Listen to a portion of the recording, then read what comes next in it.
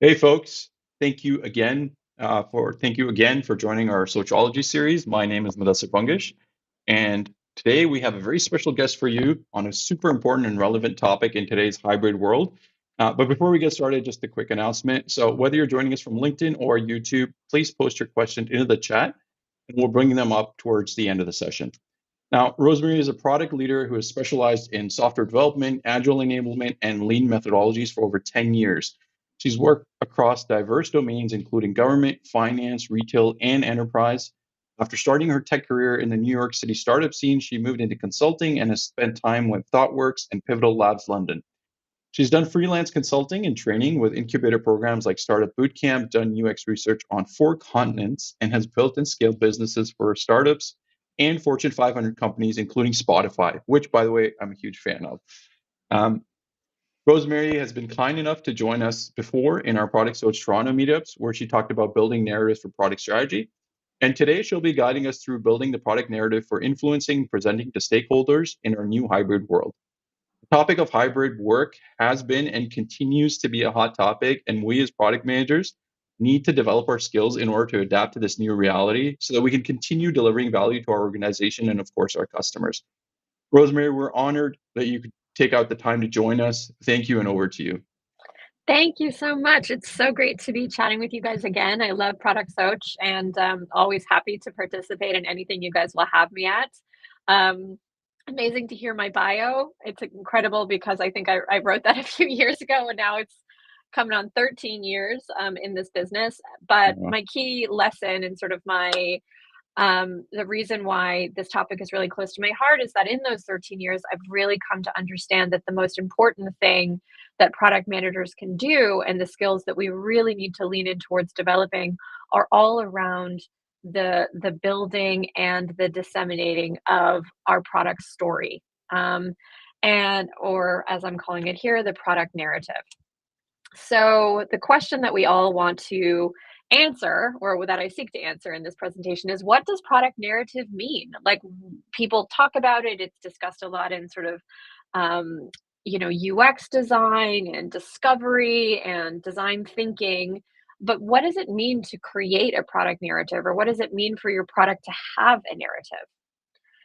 So, what it really means, to put it really simply, is that you start with the why. Why are you doing something? What is the problem that you're trying to solve? Who are you trying to solve it for? What is the point of this? What is the so what?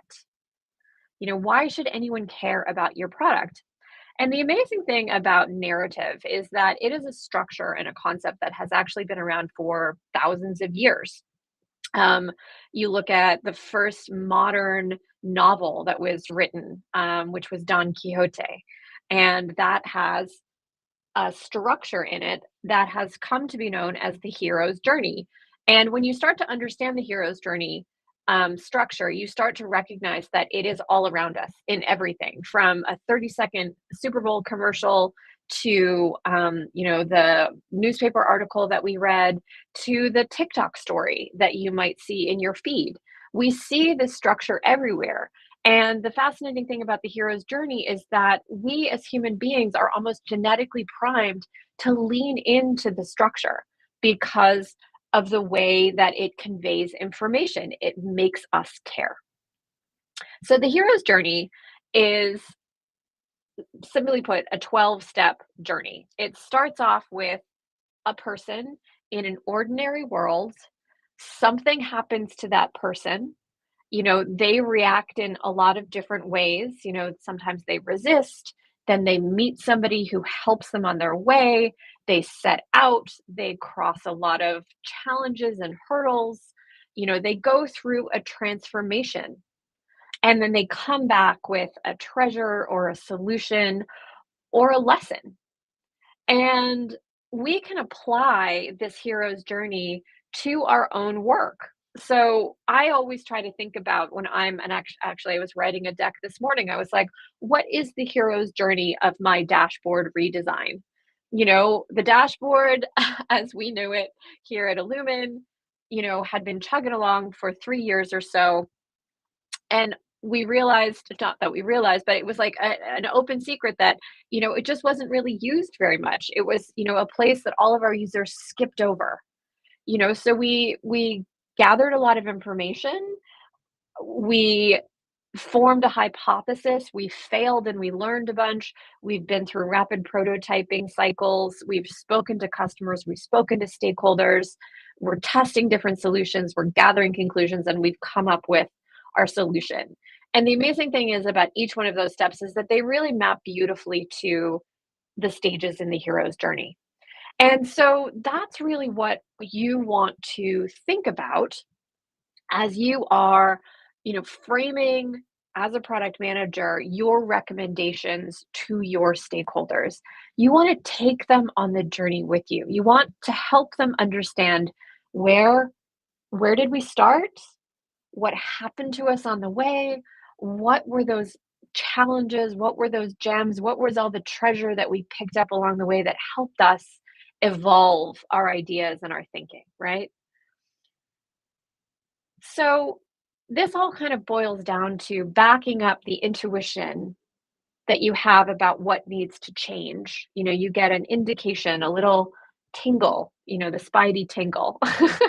um, but in order to be able to build a credible story that makes people believe you and trust you, you have to back up that spidey tingle with rigor, right?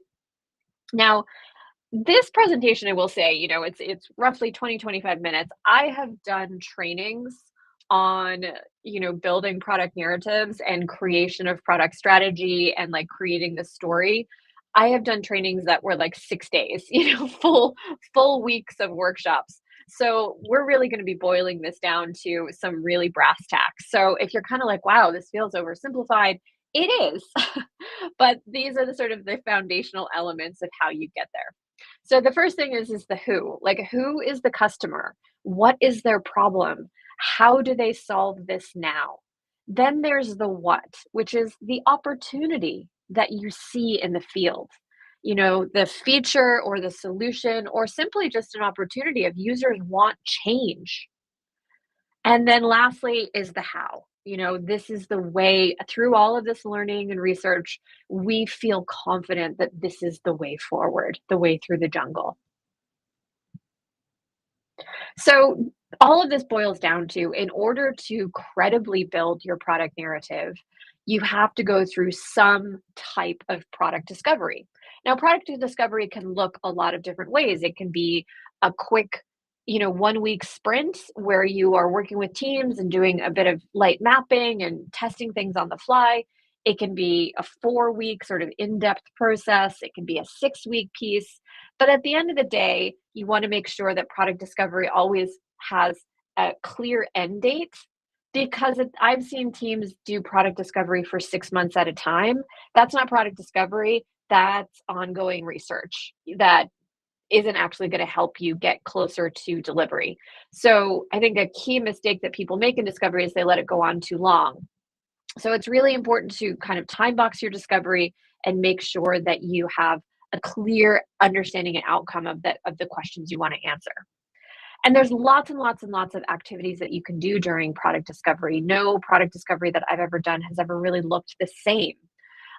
There's qualitative activities that you can do where you are validating your personas, you're interviewing prospective or current customers, you're defining the problem and sort of the current context, you're lean testing, kind of using lots of janked together elements, you're looking at competitors, and then you're doing quantitative. So you're, trying to pull in market data, any data from your platform, you know, really trying to sort of get a sense of numbers over a period of time. So there are a lot of different activities that you can do, and this list is by no means exhaustive. So all of this is to say that you're looking to really drive forward the building blocks of your stories. Again, it's kind of this concept of like, what are the elements that are going to help you explain to your stakeholders what it is that you need to do and why you need to do it. And so every good story kind of contains building blocks and they can be used in a lot of different ways. Again, this is sort of an overlay or information that you can kind of infuse into your hero's journey. Maybe you start off with your goals. Maybe that's the number one step in your hero's journey is that, somebody said like, "Hey, let's climb that mountain." Everything was business as usual, and somebody said, "Hey, let's climb that mountain." Sometimes you don't get your goals until you've kind of been around the block a couple of times and taken a few licks and had a few fights with dragons. But it is really important to align on goals with your stakeholders and understand at some stage what the organization wants to accomplish and what the product can do to contribute to that. Then there's the customer experience. Again, there's no specific order in terms of when you infuse this into the hero's journey. It really depends on, the stages and your progression through the research and the work that you're doing. But you want to be able to define the current customer experience and you want to be able to explain where you want to move people, right? Thirdly, you've got risks and challenges. What are the hurdles or the sleeping dragons that lay in wait for you? What are the things that could prevent you from getting over that mountain? And it's really important for you to definitely nail these down and detail them as much as possible. And then lastly, you've got solutions and outcomes, right? Here's how we think we're going to get over that mountain. Here's the way in which we're going to move our customer experience in a positive direction. So I want to introduce a couple of, I think, really incredible statements of value because all of that work, all of that discovery, all of that gathering of data, all of that is fantastic. But you've got to be able to boil it down into a succinct structure that conveys a concept, a feeling, an emotion. So, that can be a really well polished slide deck of 20 slides, that really talk about where you've come from, what you've done, um, what the solution is, how you're going to build that solution. That's a beautiful presentation deck. But then at the end of that presentation deck, you also want to be able to say in, you know, 30 seconds or even 10 seconds, or in this case, 2 seconds, what it is that you're going to be doing. Like, what's the impact? And so here we have a statement of value from Airbnb: belong anywhere. Those two words convey a huge amount of information really, really quickly. And that's kind of the sort of beautiful end goal of product narrative and storytelling, is that you build your hero's journey so that you can get to a distilled kernel of wisdom, right? So another example of a really amazing statement of value is think different. Apple. Again, there's an emotional component to this. It tells you a ton about Apple's products and its ethos. Another one is Amazon. So a little bit longer here. I didn't, these don't have to all be 2 words, Yeah. but to be Earth's most customer-centric company where customers can find and discover anything they want to buy online. And I think what's fascinating about this is it really gives you a really solid sense of the scope and the scale that Amazon are trying to get to be Earth's. This isn't about being America's or even North America's. They're talking about it on a global level, right? So, understanding that product narrative and gathering all of that data helps you create a really unique perspective. If you don't do that work, if you don't back up your intuition with rigor, then you're not going to be able to sort of make these, you know, aspirational claims, right? And lastly, the thing that I really want to talk about is why culture matters in this process. Um, I have worked at organizations that taught me how to do discovery, and they stood up for it and um, supported it and enabled it, and it was just the way that they did things. And then I've also worked for organizations where they didn't know really what discovery meant. It was very feature factory oriented. Any and all ideas in terms of what needed to get built sort of came from top down. And I was brought in to sometimes change those organizations. Now I'm kind of at a company that's in the middle of that change. I joined as they had sort of already realized they want to make those changes, and we're doing a lot of process change around it. Mm. But the culture that you surround yourself with or that you are surrounded by at your organizations makes a big impact on the work that you're able to do and whether or not you're able to have the resources to build a compelling product narrative, right? And hybrid and remote really go big into this. How often are you able to get together with your team? If you're talking about doing a day-long workshop or needing to do customer interviews over the course of a week, figuring out how to collaborate and interact with your team is so, so important. So, this is really the cycle that you want to enable. And I think collaboration leads to alignment, alignment leads to process, right? So, being able to get into the same room as a team or your product function in an organization and talk about here's what we've heard from clients over the last quarter or the last year. What does it tell us? Getting up to a whiteboard, etc., leads to that alignment in terms of what strategy is, what story product wants to tell. And then that drives the process forward in terms of how you're going to work for the next year, what the priorities are, how you're going to work with engineering, et cetera. And obviously, there's, I was thinking about putting a chart in here that has like 50 boxes about what a process could look like. But it didn't feel like the right thing to do since coming at this from a high level. So obviously this breaks down into a ton more complexity. But the most important thing is that you feel safe to talk about where there are issues in collaboration. If you're fully remote, and it's really hard to get your team on a call for longer than an hour, then you're going to have a really hard time getting into the meat and potatoes of, what you've heard, what product strategy needs to be, etc. And this is where I think organizations that are really leaning into remote first have to, put their money where their mouth is. And I'm really not advocating for one thing or the next. I currently work in a hybrid environment. That was a conscious choice on my part. I Mm. wanted to be able to come into an office a couple days a week. And for me, it works. I've also worked in fully remote environments where you're able to get together with teams that's supported, that's funded. Um, I think if you're at a fully remote organization and you're really not able to get together with your teams, this is where we have a lot of unknown unknowns in terms of how this deep thinking product work really functions.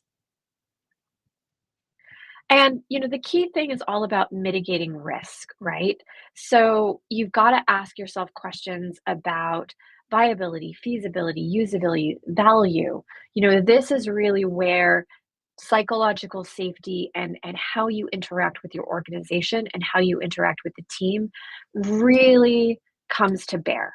Because if you can't talk about where there's risk, if you can't bring up, hey, you know, we really haven't looked into this, or actually, our users aren't really pointing us in this direction, Mm. or ask the question of why we're doing something, then you're really going to have a hard time, one, being able to drive forward an honest product narrative, and an honest product strategy, and you're going to oftentimes deal with a lot of firefighting in your product organization and in your product process.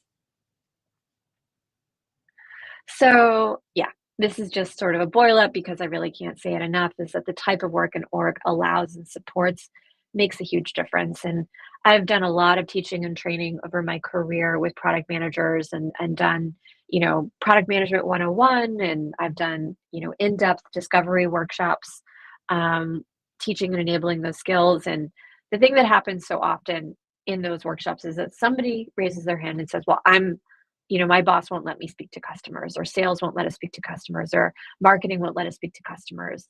Um, or, I have no time to do this. I'm just constantly having to, like, running on a hamster wheel, like trying to get stuff out the door. And I look at them, with a lot of kindness and with a lot of empathy. And I say, yes, you are working at what we would call a feature factory. Um, Melissa Perry has a really fantastic book called Breaking the Build Trap, I believe. Yep. which is all about, how to um, advocate and enable change at an organization if you do find yourself at that type of company. And there are things that we can do to empower ourselves. We don't have to remain victims in those circumstances. But it is all about leaning into getting confident with the skills that you need in order to build a product narrative, making sure that you are, you know, confident in terms of one, being able to say, here's what I need to do, and here's how I hope to do it. Here are the steps I'm going to take. And then also being able to explain the outcomes of those types of processes as well. So here I recommend for folks who have maybe never been outside of a feature factory organization, take a workshop, buy a book. There's millions of free resources online, on YouTube, etc. And there are tons of ways in which you can empower yourselves and create a little bit more confidence around building up the skills you need in order to travel that hero's journey and build a product narrative.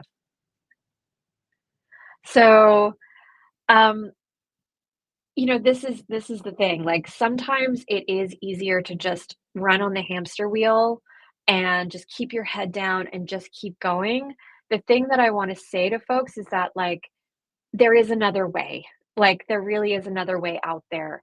It is possible to, you know, build an incredible product narrative using diverse sets of data.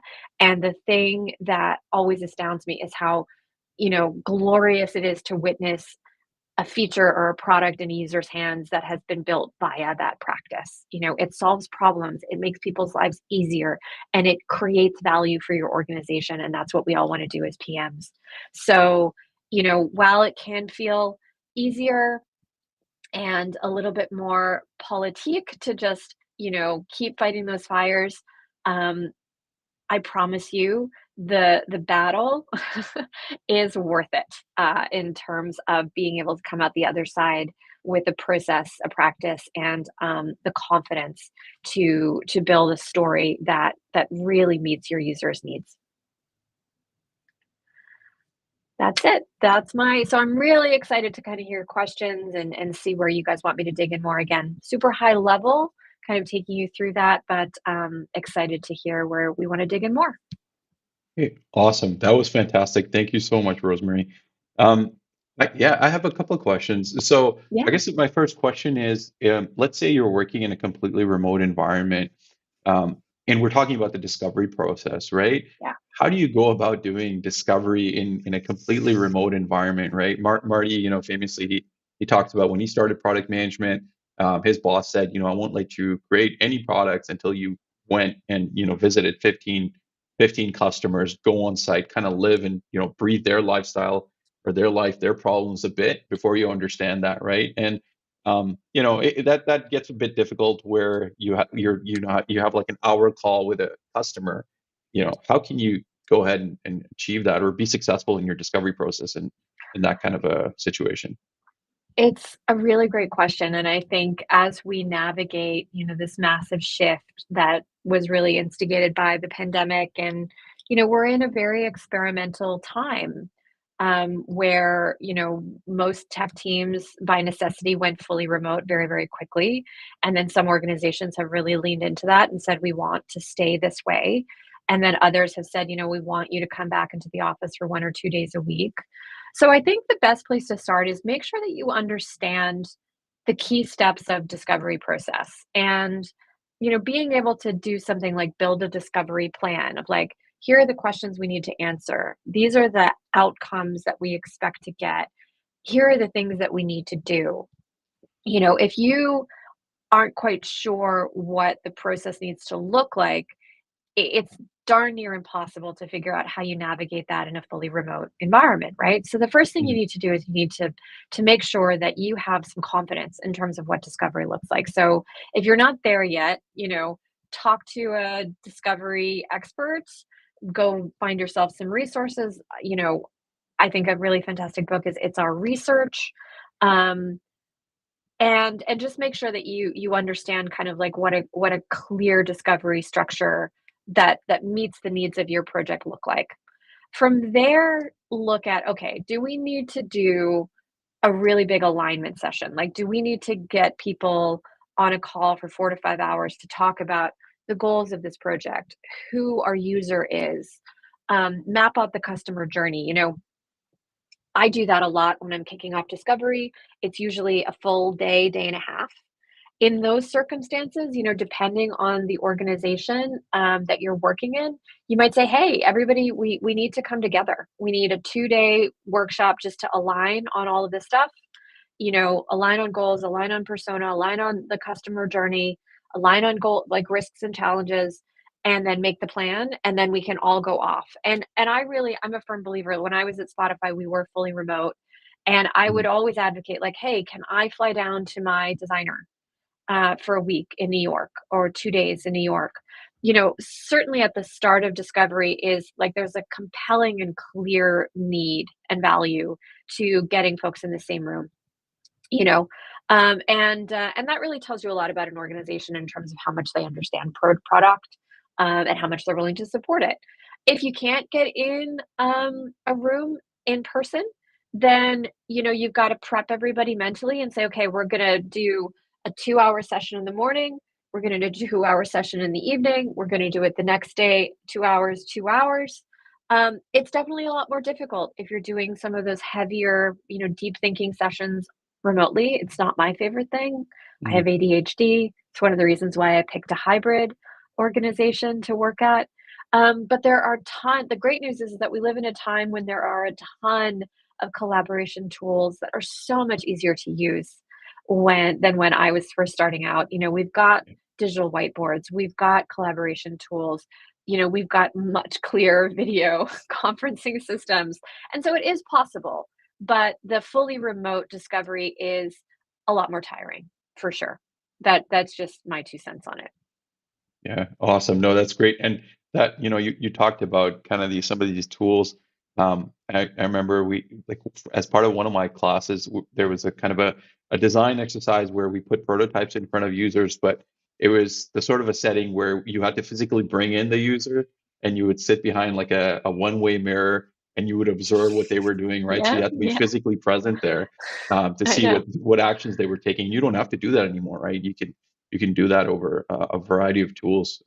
Yeah, So yeah. I've been setting up user interviews this week. I use a platform called Respondent. Everything happens over Zoom. Everything's recorded. Okay. I share my screen. I share my Figma screens. Like it's night and day. I mean, I remember bringing people into the office in London when I worked there, doing in-person user interviews, and I'm like, "Oh my god, we thought we had to do in-person, like, we thought we had to," you know?